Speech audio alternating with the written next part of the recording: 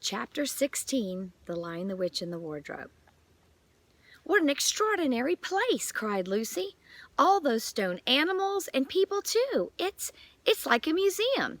"Hush," said Susan. "Aslan's doing something." He was indeed. He had bounded up to the stone lion and breathed on him. Then, without waiting a moment, he whisked around, almost as if he had been a cat chasing its tail, and breathed also on the stone dwarf, which, as you remember, was standing a few feet from the lion with his back to it. Then he pounced on a tall stone dryad, which stood beyond the dwarf, turned rapidly aside to deal with the stone rabbit on his right, and rushed over to two centaurs.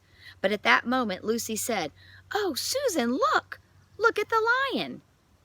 I expect you've seen someone put a lighted match to a bit of newspaper which is propped up in a grate against an unlit fire, and for a second nothing seems to have happened, and then you notice a tiny streak of flame creeping along the edge of the newspaper.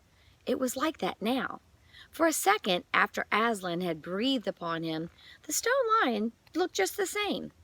Then a tiny streak of gold began to run along his white marble back, and then it spread.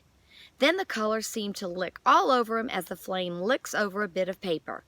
Then, while his hindquarters were still obviously stone, the lion shook his mane and all the heavy stone folds rippled into living hair. Then he opened a great red mouth, warm and living, and gave a prodigious yawn. And now his hind legs had come to life. He lifted one of them and scratched himself.